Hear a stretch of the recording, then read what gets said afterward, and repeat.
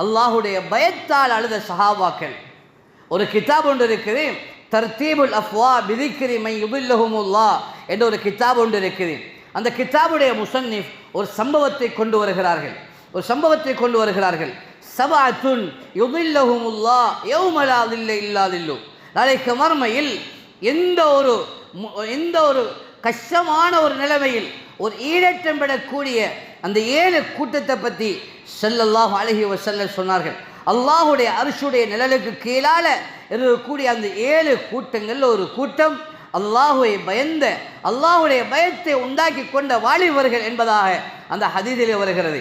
இந்த 7 பேருக்கு கீழாலையும் 7 விடயங்களை சரியாக எழுதிவிட்டு ஒரு இடத்திலே ஒரு சம்பவத்தை இந்த இமாம் குறிப்பிடுகிறார்கள்.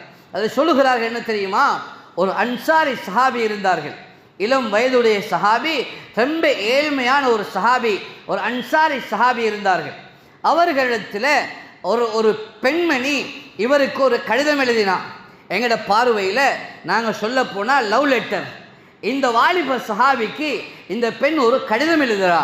அந்த பெண் கல்யாணம் முடித்தவ, வசதி படைத்தவ, நல்ல அந்தஸ்தில் உள்ள பெண். இவ ஒரு கடிதம் எழுதினா. எப்படி என்றால் சொன்னா, நான் உன்னை அடைய வேண்டும் என்ற ஆசை எனக்கு இருக்கிறது, உன்னை அடைய வேண்டும் என்ற ஆசை இருக்கிறது. நீ எவ்வளவு பெரிய வணக்கசாலியாக இருந்தாலும் பரவாயில்ல, நீயும் என் பக்கம் வா என்று சொல்லி இந்த அமைப்பில் ஒரு கடிதத்தை அந்த சஹாபிக்கு எழுதினான். இந்த சஹாபி இடத்துல இந்த கடிதம் கிடைக்குது. இந்த சஹாபி இந்த கடிதத்தை பார்த்துட்டு இதற்கு பதிலாக ஒரு கடிதம் எழுதினான். பெண்ணே, இந்த வானத்தில் ஏறுவது எவ்வளவு கஷ்டமாக இருக்குமோ அதை விடவும் ரொம்ப கஷ்டமாக இருக்கும் என்னை நீ அடைவது என்று சொன்னார். என்னை நீ அடைவது என்பது ரொம்ப கஷ்டப்பட்ட விடயம். இன்றைக்கு நாங்கள் ஆம்பளை பிள்ளைகள் தான் ஒரு பொம்பளை பிள்ளையை தேடி போகிறோம், அதிகமாக அதுதான் நடக்குது. ஆனால் பொம்பளை பிள்ளை ஒரு ஆம்பளை பிள்ளையை தேடி வந்தால் எல்லாரும் சந்தோஷமாக ஏற்றுக்கொள்வாங்க. அது எங்களோட பார்வையில் என்ன லேசாக இருக்குது, என்ன அந்த புள்ள விரும்புது, நான் விட்டு கொடுக்கலாமா என்றெல்லாம் நானும் நீங்களும் யோசிக்க தான் பார்ப்போம். ஒரு பொம்பளை பிள்ளை வருதில்லை, யாரும் விட்டு கொடுக்க மாட்டாங்க, டக்குன்னு எடுத்துக்கொள்வாங்க. ஆனால் இந்த சஹாபிக்கு இப்படி ஒரு ப்ரொபோசல் கடிதம் வருகிறது. இந்த சஹாபி கடிதம் வருது. இந்த சஹாபி எழுதின வார்த்தை என்ன தெரியுமா? நீங்கள் இந்த கடிதத்துக்கு பதில் எழுதுகிறார், என்னை உனக்கு அடைந்து கொள்ள முடியாது என்று இந்த கருத்து அமைப்பில் இந்த சஹாபி கடிதத்தை எழுதி அனுப்புகிறார். நீண்ட வாசகங்கள், அரபில் உலமாக்கள் இதை தனியாக எழுதி வைத்திருக்கிறார்கள். அந்த பெண்மணத்தில் கடிதம் போகுது. அந்த பெண்மணி சொல்கிறா, நாங்கள் எப்பயுமா பாவம் செய்கிற, திரும்ப ஒரு கடிதம் எழுதுகிறா அந்த பெண்மணி, எப்பயுமா நாங்கள் பாவம் செய்கிற, பாவம் என்றா எப்பயாவது ஒருக்கா நடக்கிறதானே, நீயும் தொழுகிறதான் நானும் தொழுகிறதான், பரவாயில்ல, இப்போ ஒரு தவறை செஞ்சிடுவோமே, செஞ்சுட்டு தௌபா செய்வோம், அதில் என்ன வரப்போகுது என்று அந்த அமைப்பில் அந்த பெண்மணி எழுதுகிறா. இந்த சஹாபிக்கு கடிதம் வருகிறது. இந்த சஹாபி தன்னுடைய நண்பரிடத்தில் மஷூரா பண்ணுறார். நாங்கள் தான் மஷூரா பண்ணுறேன், எனக்கு இப்போ கடிதம் என்று கிடைச்சிருக்குது, என்ன செய்கிற மச்சான் என்று தன்னுடைய கூட்டாளி இடத்துல கேட்குற மாதிரி அந்த சஹாபியும் தன்னுடைய கூட்டாளி இடத்துல கேட்குறார், என்ன செய்கிறது.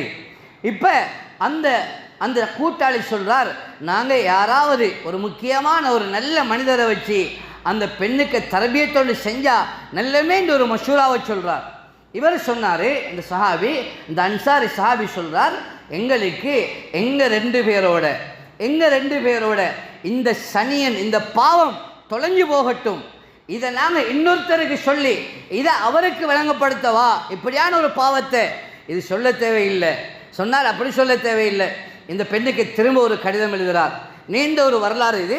அந்த பெண்ணுக்கு கடிதம் எழுதி சொன்னார், நீ என்னதான் நினைச்சாலும், நீ எவ்வளவுதான் எனக்கு இனி சொன்னாலும், உன் பக்கம் என்னுடைய தலையை கூட ஏறெடுத்தும் பார்க்கறது கூட எனக்கு விருப்பம் இல்லைன்னு சொன்னார்.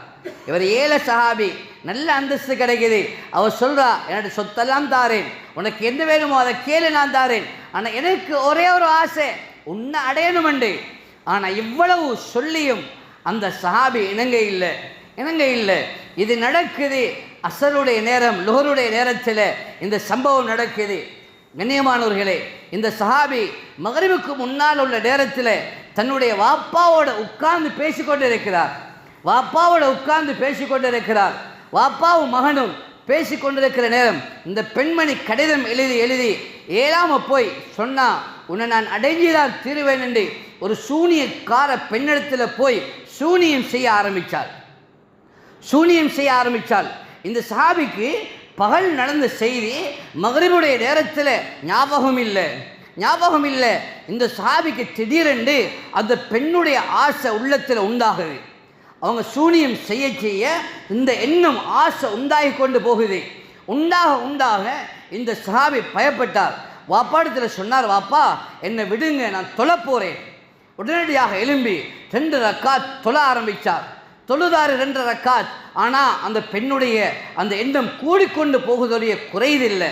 திரும்ப தொழுதாரு, ஆனாலும் அது குறையதில்லை என்றாலும் வாப்பா தொழுது முடிச்சுட்டு வாப்பாட்ட சொன்னார், என்னுடைய கையையும் காலையும் கட்டுங்க வாப்பான்னு சொன்னார்.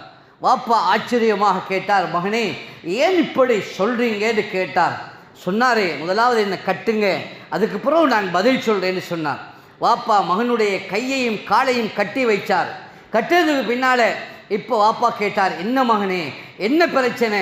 சொன்னார், வாப்பா இப்படித்தான் ஒரு பெண்மணியை கடிதம் எழுதினா, அதற்கு பதில் கடிதம் இப்படி நான் எழுதி அந்த பெண்ணை நான் அழைக்கிறான், நான் போக இல்லை என்ற சம்பவத்தை முழுமையாக சொல்லி காட்டினார். கண்ணியமான வாலிபர்களே, இப்போ இந்த பெண் இந்த சூனியம் செஞ்சு கொண்டு இருக்கிறான். இந்த வாலிபருக்கு இருக்க முடியல. சொன்னார், வாப்பா என்ன இந்த ரூமில் போட்டு கதவை மூடிடுங்க. ஏன் தெரியுமா, நான் பிச்சிட்டு ஓடிடலாம், அந்த பெண்ணை அடைஞ்சிருவேனோ என்ற பயம், அதை பாவத்தில் விழுந்துருவேன் என்ற பயத்தில் சொன்னார். இல்லை என்ன ரூமை போட்டு அடைச்சிருங்க வாப்பான்னு சொன்னார். வாப்பா சொல்கிறார், இந்த கிதாபுடைய கடைசியாக இந்த முசன்னிஃப் எழுதுகிறார்கள், கண்ணியமானவர்களே, வாப்பா சொல்கிறார், எப்படி ஒரு காளை மாடு உரிமை அதை பாஞ்சிட்டு போகிறது கத்துமோ, அதே போல என்னுடைய மகனுடைய சத்தம் அந்த ரூமுக்குள்ளால் இருந்து வந்ததை நான் கேட்டேன். கொஞ்ச நேரத்தில் சத்தம் நின்று போயிடுச்சு. கொஞ்ச நேரத்தில் சத்தம் வரையில்லை. நான் ரூமுடைய கதவை திறந்து பார்க்கிறேன். மகனுடைய மூக்குடைய காதுடைய ஓட்டைகளுக்குள்ளால் இரத்தம் அடைந்து மகன் மௌத்தாக இருக்கக்கூடிய காட்சியை பார்த்தேன் என்று சொன்னார். இந்த கிதாபை எழுதிட்டு சொல்கிறார் இந்த இமாம், நான் இந்த வாழ்க்கையில் பார்த்த ஆச்சரியமான ஒரு மௌத் என்று சொல்கிறார். ஆச்சரியமான ஒரு மௌத். இது நன்மைகள் செய்கிறது லேசி, நன்மை செய்கிறது லேசி. நாங்கள் நோம்பு வந்தால் நோம்பு பிடிக்கிறோம், ஜும்மா வந்தால் ஜும்மா தொலை வந்து இருக்கிறோம், 5 நேரம் பாங்கு செல்லுது, பாங்குக்கு தொழுகைக்கு வாரோம். இது லேஸ் எங்களுக்கு, அது வந்துட்டு போகலாம். ஆனால் வராட்டி யாரும் ஹாஸ்டலில் சொல்லுவாங்க, அப்படி பேசுவாங்க. இல்லை நான் தொழுகிறேன் காட்டுறதுக்காவது தொழுகிறலாம். ஆனால் நன்மைகள் செய்கிறது, ஹஜ்ஜுக்கு போகிறது, சதகா கொடுக்கிறது, எல்லாமே செய்கிறது எங்களுக்கு லேசிதான். ஆனால் ஒரு மனிதனுக்கு பாவத்தில் இருந்து தன்னை பாதுகாத்து கொள்வது. நாங்கள் கிளாஸில் ஆம்பளை பிள்ளைகள் இருக்கிறோம், பொம்பளை பிள்ளை இருக்கிறோம், எல்லாருமே சேர்ந்து படித்து கொண்டு இருக்கிறோம். எங்களுடைய படிப்புடைய காலம் எங்களுக்குள்ளால இன்னொரு என்ன ஃபித்னாக்கள் வருது, குழப்பம் வருது, அப்படி பேசுகிறாங்க, இப்படி வருது, எல்லாம் செய்யலும். நல்ல நண்பர்கள் கிடைக்கிறது இல்லை. கூட்டாளிமாரோடு சேர்ந்து அதை செய்வோமே இப்படி செய்வோமே என்று எதிர்பார்க்கிறோமே. வாலிபர்களே, இந்த நேரத்தில் அல்லாஹ்ட பயம் வந்து, அல்லாஹ் என்ன பார்க்குறான், என்ன லெக்சர்மார் பார்க்க இல்லை, இதில் பொறுப்புள்ளவங்க என்ன பார்க்க இல்லை, யாரும் பார்க்கல, என்ன கூட்டாளி பார்க்கல, ஆனால் என் அல்லாஹ் பார்க்கிறான் என்ற பயம் உண்டாகுது. இதைத்தான் ஸல்லல்லாஹு அலைஹி வஸல்லம் சஹாபாக்கள் கூட்டினான். இதைத்தான் அந்த சஹாபாக்கள் கூட்டினாங்க. எவ்வளவு சொத்து கிடைக்க இருந்தும் இதற்கு வானம் என்று சஹாபாக்கள் ஒதுங்கினாங்க. அந்த இமாம் எழுதும் பொழுது இது ஆச்சரியமான அழகான ஒரு மௌத்தென்று எழுதுகிறார். எப்படி சஹாபாக்கள், நான் தனிமையில் இருக்கிறேன், என அல்லாஹ்வுடைய பயம் எனக்கிட்ட உண்டாகணும் என்று உள்ளம் அதை நினைக்கும் என்றால் அதை பார்க்கிலும் சிறந்த ஒரு மனிதன் உலகத்தில் உருவாக முடியாது, சிறந்த ஒரு வாலிபர் உருவாக முடியாது. ரத்தம் கொதிக்கிற வயசு, சூடாகிற வயசு, எல்லாத்தையும் செய்யலும் எங்களுக்கு நினைச்சத்தை அனுபவிச்சிருவோமே என்றெல்லாம் நாங்கள் நினைக்கிறோமே. அண்மை காலத்தில் நான் நீங்களும் பார்ப்போம் என்றால் வாலிபர்களுடைய மௌத்துக்கள் அதிகமாக இடம்பெறுது.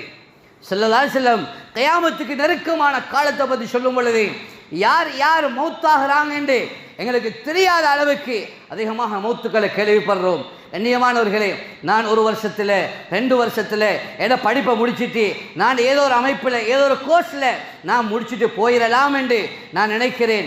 ஆனால் அதுக்கிடையில் உள்ள இந்த வாழ்க்கை, இந்த 1 வருஷமோ 2 வருஷமோ 3 வருஷமோ, நான் எந்த ஒரு சந்தர்ப்பத்திலையும் அல்லாஹ்வை பயந்தவனாக வாழ்வேன்.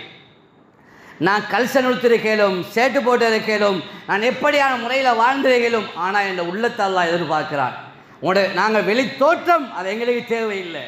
நீங்கள் எப்படிப்பட்ட மனிதனாக இருக்கிறீங்க அது தேவையில்லை. அல்லாஹ் சொல்கிறான், எல்லா குலூபிக்கும் அது உங்களோட உள்ளங்களை நாங்கள் பார்க்குறோம் என்று அல்லாஹ் சொல்கிறான்.